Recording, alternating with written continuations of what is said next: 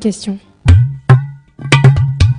Est-ce qu'elle est bien potable comme on le dit? Parce que je sais que moi ça m'est déjà arrivé d'être malade sans savoir vraiment pourquoi. Donc est-ce que ça viendrait peut-être pas de l'eau? Décidément, les salonnés s'interrogent vraiment sur la qualité de l'eau.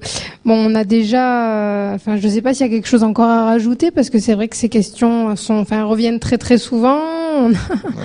Sauf accident, qui sont très rares et qui sont très bien contrôlés, il n'y a aucune raison que l'eau de ville amène à un problème. Par contre, quand on utilise, comme vous le disiez, des eaux minérales, on peut avoir des déficits ou on peut avoir des excès. Boire de l'épar, par exemple, on la donne au bébé quand il a les problèmes pour la diarrhée, mais s'il continue à boire ça, il va continuer à se vider, quoi. Donc il y a.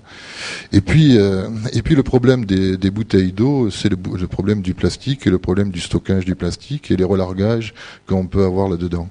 Et là, il y a véritablement un vrai travail d'information à faire sur la qualité de ces bouteilles, parce qu'elles sont pas toutes de même qualité et elles peuvent vous amener, par exemple, à des phénols ou à des produits qui sont là particulièrement dangereux. Ne laissez pas votre bouteille au chaud dans la voiture, parce que quand vous reviendrez, d'abord elle est chaude, mais en plus elle sera chargée en produits qui sont pas forcément très agréables pour la santé.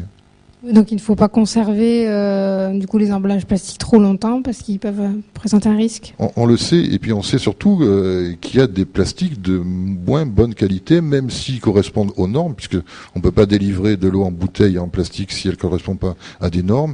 Mais à l'intérieur des normes, il y a des gens qui font des gros efforts, et puis il y en a d'autres qui sont juste au niveau des normes, et ça forcément c'est pas le top, quoi. Des risques pour la santé, en fait, ce qu'il faut savoir, c'est que les maladies qui peuvent être transmises par l'eau, en fait, bien souvent, c'est d'autres vecteurs qui vont amener à ce type de maladie, notamment ceux qui sont liés directement à l'hygiène individuelle.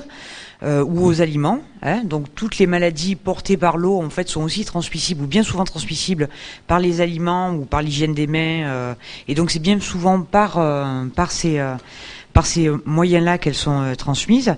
Et pour ce qui est des produits chimiques, comme par exemple les pesticides, finalement, a priori, les sources, ce serait bien plus des sources alimentaires ou des sources par inhalation que des sources par une eau contaminée. Donc finalement, l'eau a priori, notamment l'eau de ville, est de bonne qualité.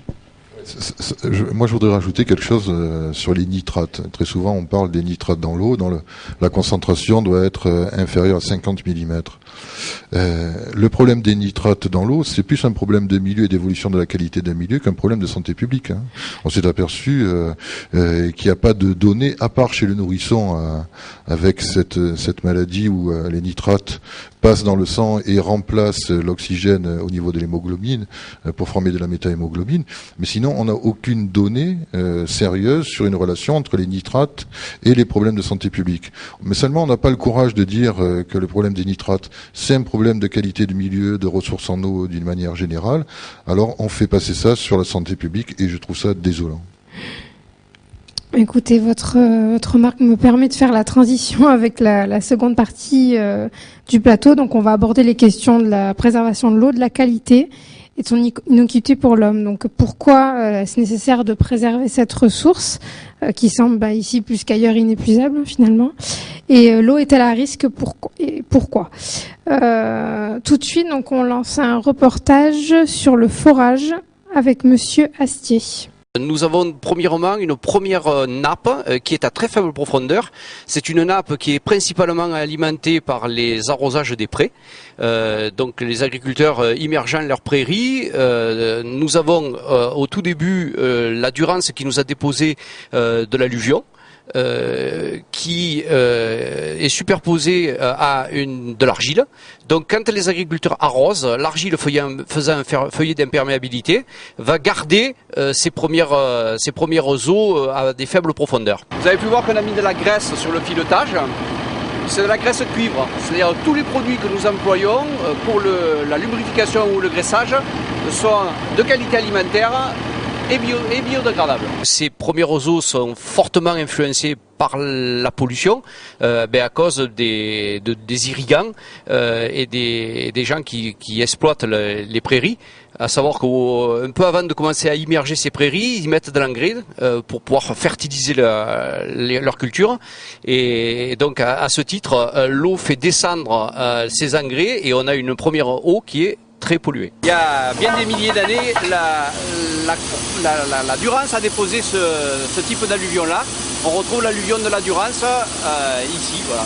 Il faut passer ces épaisseurs d'argile, en général c'est de couleur grisâtre, pour retomber dans ce qu'on appelle les molasses. Ce sont des sédimentations marines où là on a la nappe phréatique de l'accro, qui elle est en quantité importante et en qualité irréprochable.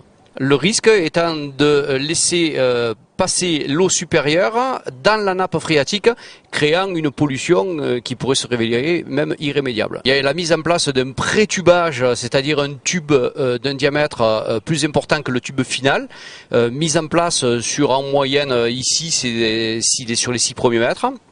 Et ensuite, donc, sur la colonne définitive, nous allons positionner un parapluie de cimentation, nous permettant donc de faire un arrêt de charge avec un produit que nous appelons de l'origonite. C'est un argile qui a été desséché, lyophilisé, et qui au contact de l'eau gonfle et vient bloquer ces premiers roseaux. Une cimentation faite dans les règles de l'art, il faut compter à peu près dans les 300 €. Alors, c'est pas à mes yeux un investissement important par rapport aux conséquences que ça peut avoir si cette opération n'est pas réalisée. Je pense qu'il y aura un gros recensement à faire sur tous les forages anciens où les techniques qui étaient à la disposition des anciens n'étaient pas celles que nous avons aujourd'hui, et qu'il y a à mon avis tout un travail de recensement et de réhabilitation de ces vieux forages qui, même si on fait aujourd'hui du bon boulot, restent quand même des portes grande ouverte à la pollution de la nappe phréatique.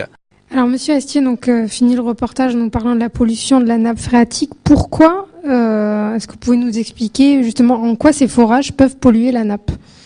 Eh bien, je pense que M. Astier l'a bien expliqué. On a 2 couches d'eau. On a une couche superficielle, comme je disais tout à l'heure, sans aucune protection, donc très vulnérable à toute la pollution superficielle. Et Dieu sait s'il y a des risques. On a parlé des routes, on a parlé aussi de la décharge d'Entresins, on a parlé il y a beaucoup de choses à dire là-dessus. Et dessous se trouve une autre couche qui est protégée par un horizon imperméable et qui est de bien meilleure qualité. Si quand on fait le premier trou, on fait pas attention quand on perce ce niveau perméable et qu'on met en contact la nappe superficielle qui est moins bien protégée avec la nappe profonde, il est évident qu'on risque une contamination, et une contamination qui sera peut-être pas irrévocable mais beaucoup plus dure à traiter par la suite. Donc ça, je pense que M. Astier l'a très très bien expliqué. Quelles sont les obligations réglementaires justement sur les déclarations de forage ? Alors la loi sur les forages a beaucoup évolué, mais pas forcément comme on l'espère nous. Normalement, chaque forage domestique doit être déclaré à la mairie de la commune. Ensuite, pour les gros forages, ils font l'objet d'une démarche dans le titre de la loi sur l'eau avec des demandes de déclaration ou d'autorisation. Malheureusement, à force de dégraisser le mammouth, on n'a plus suffisamment de fonctionnaires pour contrôler tout ça, et on s'aperçoit qu'on connaît vraiment très très peu de choses sur les prélèvements en eau souterraine. Or, ces ressources souterraines sont les plus importantes puisqu'elles sont là pour nous affranchir du climat, c'est-à-dire qu'elles stockent de l'eau pendant qu'il y en a trop pour nous donner de l'eau quand il n'y en a pas assez. Et il y a manifestement sur ces problèmes de forage une véritable évolution à faire. Je ne sais pas combien de Salonnais sont venus spontanément déclarer en mairie qu'ils ont un forage sur leur terrain. Peut-être donc Monsieur Baudroy pourra peut-être répondre à cette question. Bon, pour la question, évidemment, il n'y a pas beaucoup de déclarations. À l'heure actuelle, on en a 4 ou 5. C'est tout. Par contre, on a des questions concernant justement les forages sur Internet où on nous demande qui contrôle ces forages, sont-ils de bonne qualité, Donc qui contrôle les forages des particuliers. Et une question aussi qui revient, c'est est-ce qu'au niveau des nappes phréatiques, on ne retrouve pas justement des problèmes avec des métaux lourds, des pesticides ou autres. Donc voilà, en gros, quelle est la qualité de la nappe et qui contrôle. Et sur la question du contrôle des forages, peut-être vous pouvez nous répondre ? Sur la question du contrôle des forages, pour Vous êtes bien l'instant, placé ? c'est assez vague, c'est-à-dire qu'on nous demande de déposer des déclarations en mairie, mais il n'y a pas de contrôle systématique jusqu'à présent, donc la réglementation est assez floue là-dessus, voilà. C'est comme pour tout ce qui est l'assainissement autonome, c'est extrêmement difficile à vérifier le bon fonctionnement. Dans mon village, un de mes amis a sa pompe qui tombe en panne, et donc il retire le tubage pour retirer la pompe. On lui avait vendu un forage à 52 mètres, il était à 30 mètres. Hein. Donc on sait rien d'abord du nombre de forages, on sait rien de leurs données pour la plupart. Sauf certains forages qui ont été bien connus parce qu'ils ont de l'importance pour la connaissance de la ressource, comme sur le nappe de l'Accro, où le BRGM a fait un énorme travail là-dessus. C'est le BRGM qui a la surveillance des eaux souterraines, mais c'est pas lui qui a forcément le contrôle de tout ce qui est les forages. Encore une fois, on n'y connaît rien. Donc